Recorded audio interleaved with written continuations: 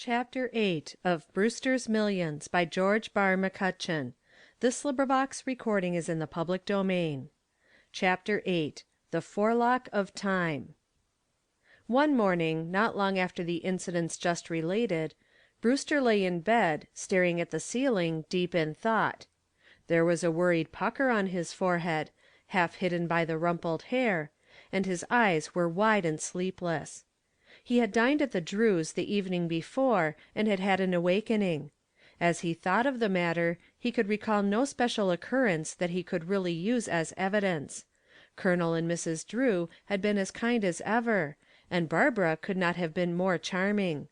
But something had gone wrong, and he had endured a wretched evening. "That little English Johnny was to blame," he argued. "Of course, Barbara had a right to put anyone she liked next to her. But why she should have chosen that silly ass is more than I know. By Jove, if I'd been on the other side, I'll warrant his Grace would have been lost in the dust." His brain was whirling, and for the first time he was beginning to feel the unpleasant pangs of jealousy. The Duke of Beauchamp he especially disliked, although the poor man had hardly spoken during the dinner. But Monty could not be reconciled.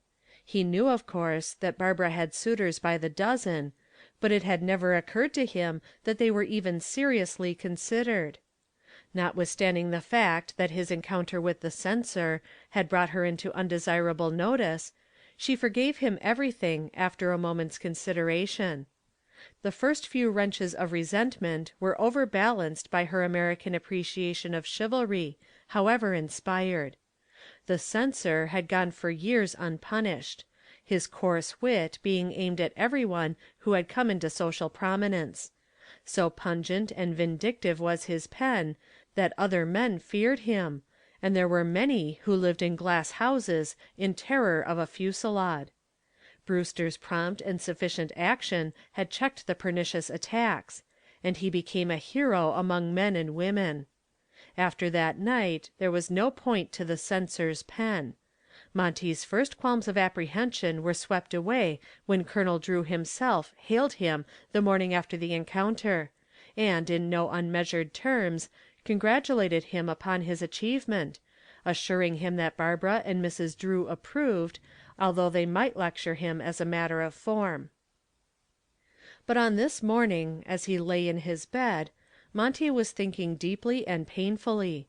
He was confronted by a most embarrassing condition, and he was discussing it soberly with himself. "I've never told her," he said to himself, "but if she doesn't know my feeling, she is not as clever as I think. Besides, I haven't time to make love to her now. If it were any other girl, I suppose I'd have to, but Babs, why, she must understand. And yet, damn that Duke."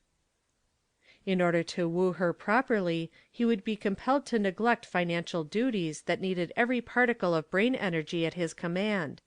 He found himself opposed at the outset by a startling embarrassment, made absolutely clear by the computations of the night before. The last 4 days of indifference to finance on one side, and pampering the heart on the other, had proved very costly. To use his own expression, he had been "set back" almost $8,000. An average like that would be ruinous. "Why, think of it," he continued. "For each day's sacrifice to Barbara I must deduct something like $2,500. A long campaign would put me irretrievably in the hole. I'd get so far behind that a holocaust couldn't put me even. She can't expect that of me, yet girls are such idiots about devotion, and of course she doesn't know what a heavy task I'm facing. And there are the others. What will they do while I am out of the running? I cannot go to her and say, 'Please, may I have a year's vacation? I'll come back next September.' On the other hand, I shall surely neglect my business if she expects me to compete. What pleasure shall I get out of the 7 millions if I lose her?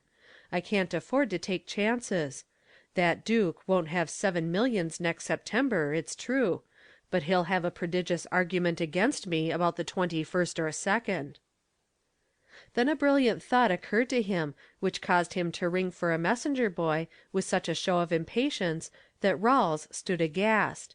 The telegram which Monty wrote was as follows: Swearingen Jones, Butte, Montana. May I marry and turn all the property over to wife, providing she will have me? Montgomery Brewster. Why isn't that reasonable? He asked himself after the boy had gone. Making property over to one's wife is neither a loan nor is it charity. Old Jones might call it needless extravagance, since he's a bachelor, but it's generally done because it's good business. Monty was hopeful. Following his habit in trouble, he sought Margaret Gray, to whom he could always appeal for advice and consolation. She was to come to his next dinner party, and it was easy to lead up to the subject in hand by mentioning the other guests. And Barbara Drew, he concluded, after naming all the others. They were alone in the library, and she was drinking in the details of the dinner as he related them. "Wasn't she at your first dinner?" she asked, quickly. He successfully affected mild embarrassment. "Yes." "She must be very attractive." There was no venom in Peggy's heart. "She is attractive. In fact, she's one of the best, Peggy," he said, paving the way. "It's too bad she seems to care for that little Duke." "He's a bounder," he argued. "Well, don't take it to heart. You don't have to marry him," and Peggy laughed. "But I do take it to heart, Peggy," said Monty, seriously. "I'm pretty hard hit, and I want your help. A sister's advice is always the best in a matter of this sort."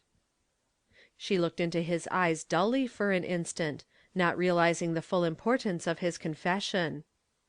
"You, Monty?" she said, incredulously. "I've got it bad, Peggy," he replied, staring hard at the floor.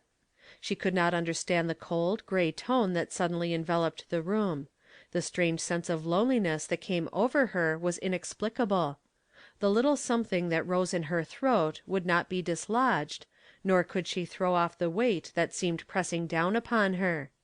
He saw the odd look in her eyes and the drawn, uncertain smile on her lips, but he attributed them to wonder and incredulity. Somehow, after all these years, he was transformed before her very eyes. She was looking upon a new personality. He was no longer Montgomery, the brother, but she could not explain how and when the change crept over her. What did it all mean? "I'm very glad, if it will make you happy, Monty," she said, slowly, the gray in her lips giving way to red once more.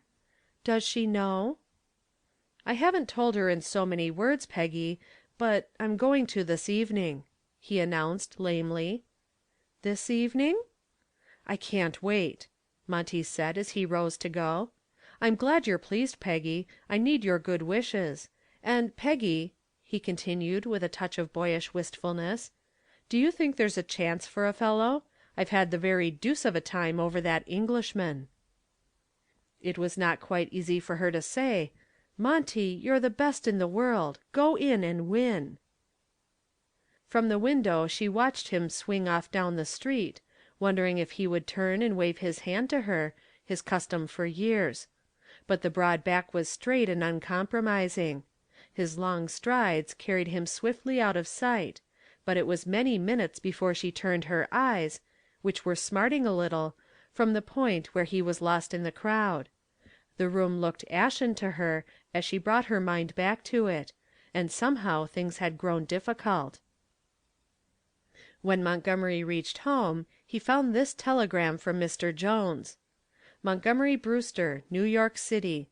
Stick to your knitting, you damned fool. S. Jones. End of chapter 8.